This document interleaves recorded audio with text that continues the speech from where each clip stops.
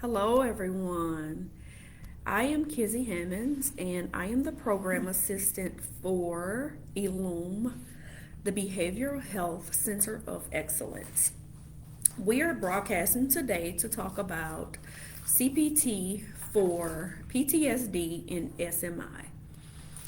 Take a moment to listen to what our presenter is going to talk about in a training that we have coming up December 2nd and 3rd. It's a 2-day training, which is going to be from 8 a.m. 9 a.m. to 4 p.m. And I'm going to turn it over to our training director, Julie Blanco, and she's going to talk to Paula V. Nishik. Thank you. Hi, thank you so much for watching. We're really excited to be able to tell you about this program and hope that people might be interested in attending our training, like Kizzy said, on December 2nd and 3rd. So, Paula V, can you tell them a little bit more about what CPT is and how it works?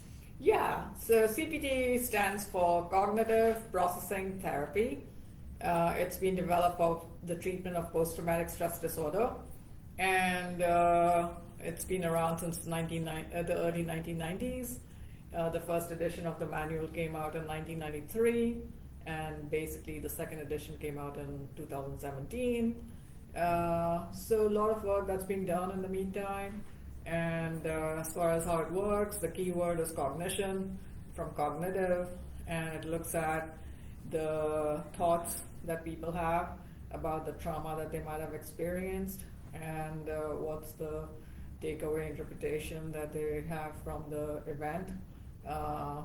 The theory that the therapy is based on is called information processing theory, and basically it tells us that who we are is a combination of all our experiences to date, and that provides us with a schematic, from which the word schema comes,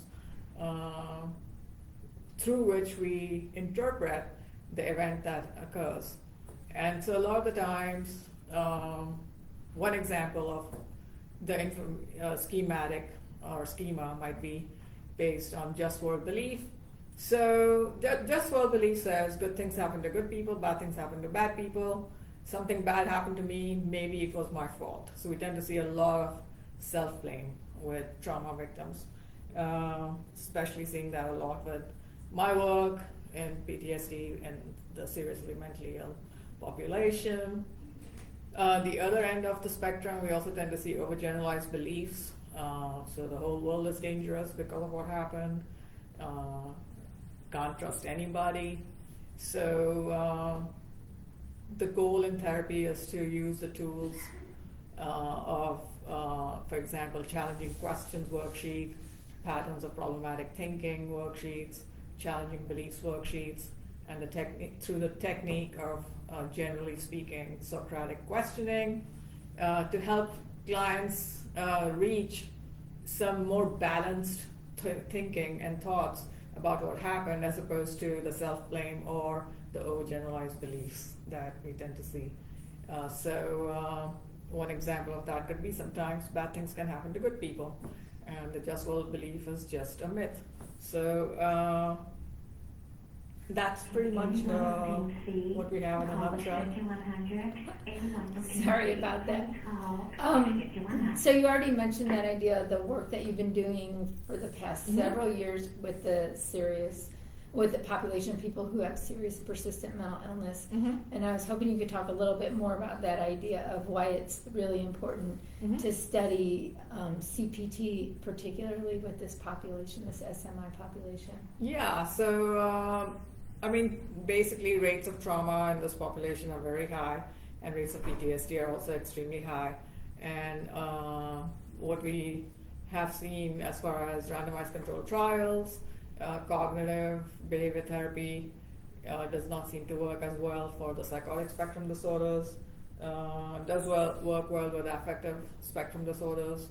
SMI, as we know, is a combination of both psychotic and affective spectrum disorders. So my work's being with a combination of both and finding good results. So I hope to present some of the findings and then also train people on the model. Because the cognitive behavior model hasn't worked that well with psychotic spectrum disorders, it's been suggested that it be adapted to include emotional processing. And so that gave me the idea to look at CPT in its original version, where it's got the exposure component along with the cognitive restructuring component, and then use that model to treat the PTSD and the seriously mentally ill. So finding good findings and hope to share those, and as well as do some training. So looking forward to it. Yeah, so I think that's mostly what we have. I just really wanted to thank Pallavi for sharing that and encourage people to consider looking into this more and maybe attending our training, where it is a 2-day training where people will really get trained on the manual, trained on the delivery of this intervention, with a special focus on delivering this intervention to people who are in that SMI population. Mm-hmm. So We do have, how many slots left? we have about 5 or 6 slots left. Mm-hmm. So if you are interested, please check into that, and hopefully we might see somebody there. Thanks. Bye-bye. Bye-bye. Thank you, ladies. We hope you guys can come in and join us. If not, keep a lookout on our events page on the Illume website, which is listed on the top of the information about Illume. Thank you all.